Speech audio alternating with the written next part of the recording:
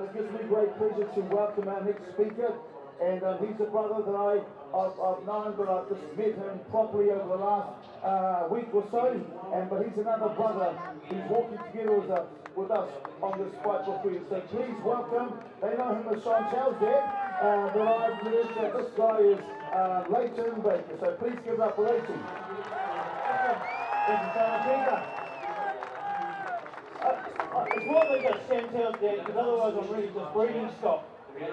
But the reality is, I have an apology to make. I've often said, why would anyone ever want to live in Wellington? And I've found the answer is right here, right now. This is the best place in New Zealand to be right now, because we're in a change moment. And we're in a change moment because up to now we've been lacking some leadership. And this last week it has become evident. It's become evident that as New Zealanders we have some set rules that are imprinted in us as people. And those set rules are that I am allowed a belief system. You are allowed a belief system. I can share my belief system, you can share your belief system, but I must not force mine on you. We have a government that is forcing its belief system on us, the population. But more than forcing it on us, then they've disciplined us if we haven't agreed. There's a problem with that. That is against the culture of our nation. And most of you are here because of what you saw on Thursday when the government assaulted its own people. Now people have thrown abuse a bit at the police for that. Remember, the police did not decide that. They did not choose that. They are told to do it, and the coward, the scummy coward that ordered it, hides behind these brick walls. The police are not our enemy. Unfortunately, they were told to do something they didn't want to do, and it didn't work out. The enemy is the coward that instructed them to assault its own people. And the reason that we lack leadership is that not one public figure has stepped out and said, you cannot treat your people that way.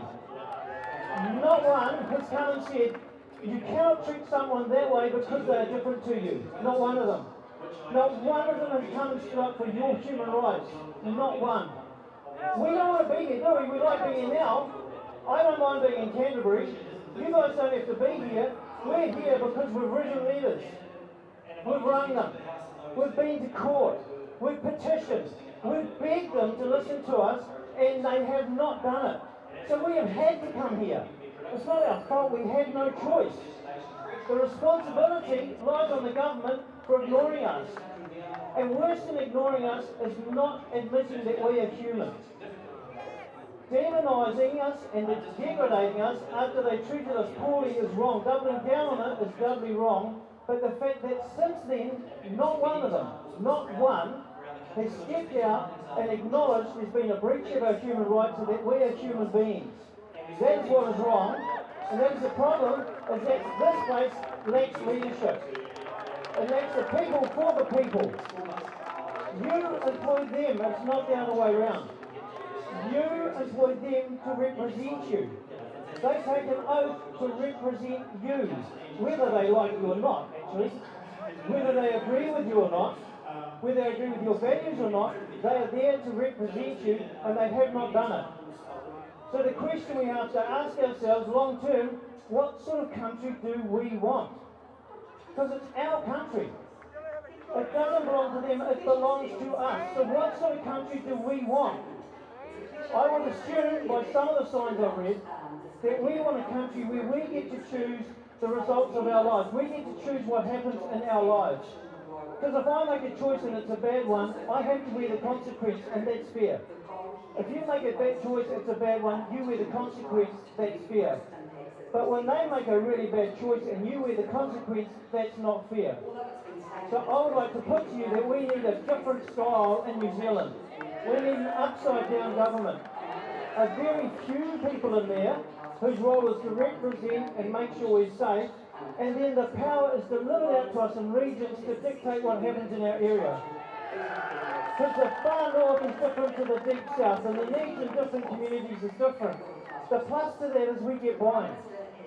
Have you guys seen that in this so-called rabble, we have a tent for kids.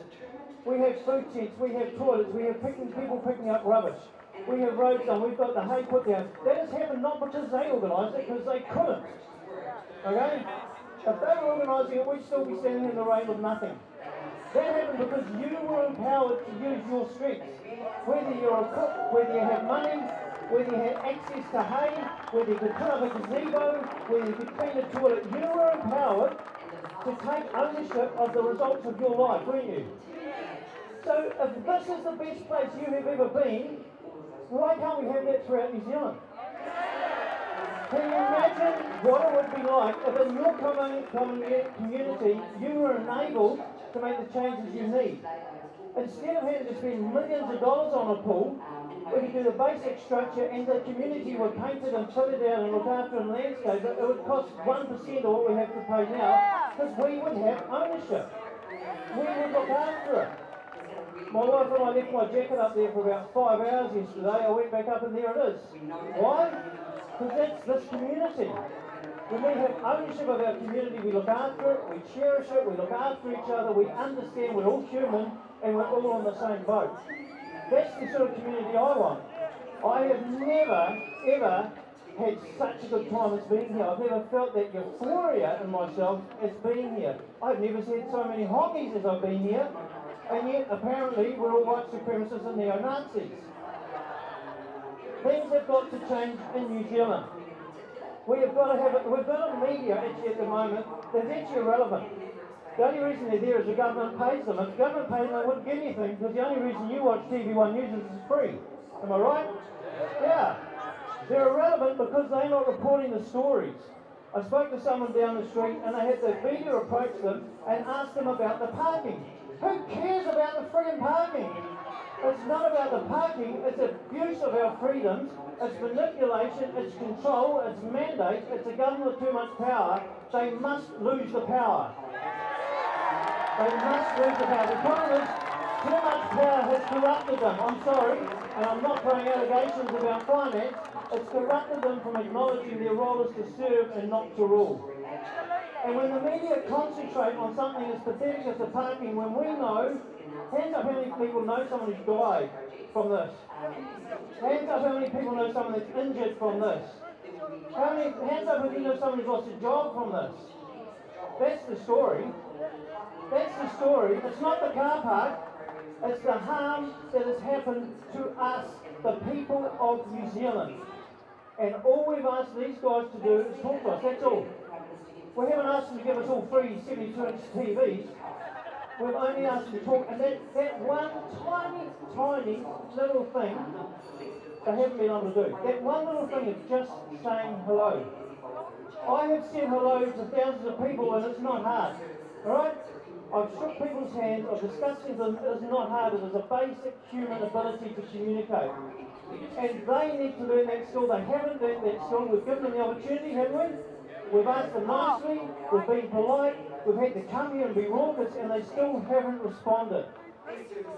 We have been exceptionally peaceful and we want to remain that way. This is a peaceful protest, but the idea of this process is to wake these guys up that we want representation, not rulers. We want people that listen. They don't have to agree, but they do have to listen. I just want to encourage you, the success of this is based on the fact that you have been so peaceful. The success of this is because you are so peaceful. But put up your hand if you're here that day on Thursday and stood the line. Not me, I'm a show pony. These are the real heroes, right? They stood the line to a cheer. They stood the line facing the worst thing. I've got 4 kids and 5 grandchildren, alright? I don't know if I could hold myself if I watched any of them being hit or beaten. I would struggle, alright? These people had fortitude and courage and spine that I would struggle to have, to stand there in peace even whilst being assaulted. We all have to learn that. Because unfortunately, probably the taunting and the teasing and the trying to get you to respond will continue because the people still haven't spoken. These guys still not have come spoken to us, so they still want to try the dirty tricks. So my encouragement is stay peaceful. No matter what they do, stay peaceful. No matter what they touch, stay peaceful. We are the bigger people because we are New Zealand. We stand together, we stand united, we're not going to be separated anymore, we're not going to be denigrated, we're not going to be abused because we stand in freedom, we stand in peace, we stand together and we stand for each other. And I love you guys, you are the best in the world. Thank you very much.